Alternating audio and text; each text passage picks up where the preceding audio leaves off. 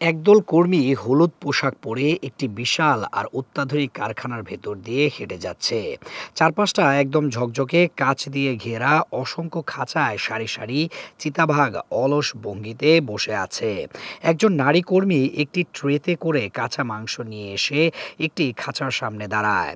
স্বয়ংক্রিয় একটি দরজা খুলে গেলে সে মাংসের ট্রেটি ভেতরে ঢুকিয়ে দেয়, আর ক্ষুধার্ত চিতাবাঘটি সাথে সাথে খেতে শুরু করে। এই করিডোরটি যেন শেষই হতে চায় না। যতদূর চোখ যায় শুধু চিতাবাঘের খাঁচা আর কর্মীদের ব্যস্ততা। এরপর দেখা যায় অন্য একটি জায়গায় চিতাবাঘগুলো একটি সরু জলাধারের পাশ দিয়ে হেঁটে যাচ্ছে আর পানি পান করছে।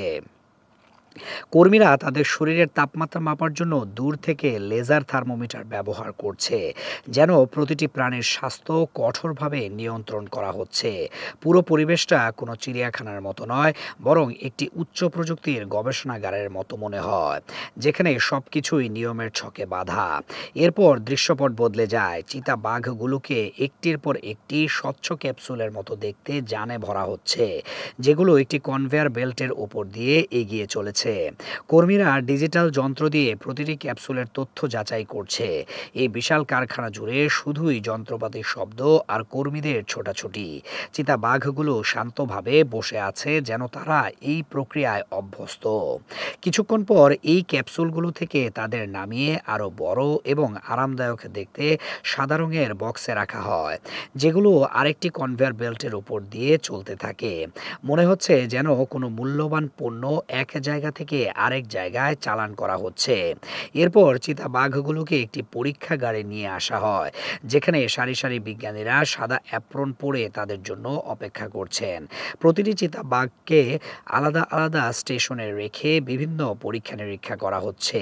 তাদের হৃদস্পন্দন মাপার জন্য মনিটর লাগানো, শরীর থেকে রক্ত সংগ্রহ করা এবং ইনজেকশন দেওয়ার মতো দৃশ্যগুলো বুঝিয়ে দেয় যে এই প্রাণীগুলো এক জটিল বৈজ্ঞানিক প্রক্রিয়ার অংশ।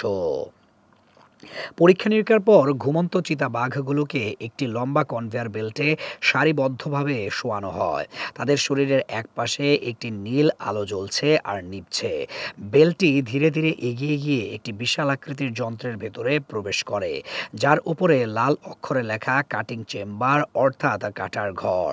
এই দৃশ্যটি খুবই অস্বস্তিকর, কারণ এরপরেই দেখা যায় কারখানার অন্য প্রান্তে আরেকটি কনভেয়ার বেল্ট দিয়ে সারি সারি চিতাবাঘের চামড়া বেরিয়ে আসছে। রোবোটিক হাত এবং কর্মীরা মিলে সেই চামড়াগুলো অত্যন্ত দক্ষতার সাথে ভাঁজ করে স্তূপ করে রাখছে। এই চামড়াগুলোকে এরপর বিশাল আকারের ধাতব পাত্রে ফেলে পরিষ্কার করা হয় এবং বিভিন্ন রাসায়নিক মেশানো সাদা ও নীল রঙের তরলে ডোবানো হয়। এক পর্যায়ে অনেকগুলো চামড়াকে একসাথে একটি বড় মেশিনের ভেতর নাড়িয়ে নাড়িয়ে ধোয়া হয়, যেখানে রঙিন তরল দিয়ে সেগুলোর আসল রং তুলে ফেলা হয় এবং বিভিন্ন রঙে রাঙানো হয়। প্রক্রিয়াজাত করার পর ভেজা চামড়াগুলোকে একটি লম্বা কনভেয়ার বেল্টের উপর বিছিয়ে দেওয়া হয়, যেখানে উপর থেকে পানি ছিটিয়ে সেগুলো আবার পরিষ্কার করা হয়। এরপর চামড়াগুলোকে একটি বিশাল তাপ চেম্বারের ভেতর দিয়ে শুকনো করার জন্য পাঠানো হয়। চেম্বার থেকে বেরিয়ে আসার পর কর্মীরা প্রতিটি চামড়া খুব ভালোভাবে পরীক্ষা করে দেখে। কেউ কেউ হাতে একটি বিশেষ যন্ত্র দিয়ে চামড়ার উপর লেজার আলো ফেলে এর মান যাচাই করে। আবার কেউ আগুনের শিখা দিয়ে চামড়ার উপরের অংশ পুড়িয়ে মসৃণ করে। এরপর সেগুলোকে একটি বড় রোলার মেশিনের মধ্য দিয়ে চাপ দিয়ে সমান করা হয়। কারখানার চারদিকে শুধু মেশিন আর মেশিন, আর তারই মাঝে কর্মীরা যেন এক প্রোগ্রামড রোবটের মতো নিখুঁতভাবে নিজেদের কাজ করে চলেছে। সবশেষে এই প্রস্তুত হওয়া চামড়াগুলোকে একটি বিশাল গুদাম ঘরে সারিবদ্ধভাবে ঝুলিয়ে রাখা হয়, যা দেখতে অনেকটা কাপড়ের দোকানের মতো মনে হলেও আসলে তা হাজার হাজার চিতাবাঘের চামড়ার এক বিশাল সংগ্রহ।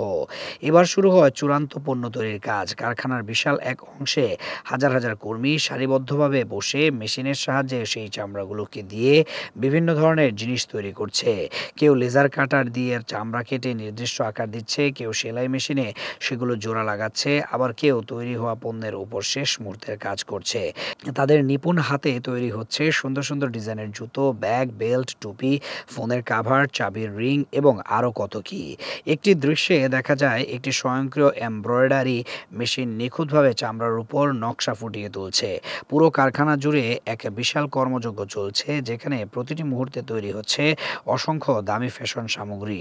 কর্মীরা অত্যন্ত মনোযোগের সাথে তাদের কাজগুলো সম্পন্ন করছে এবং পরিশেষে এই পণ্যগুলো একটি চূড়ান্ত রূপ পাচ্ছে।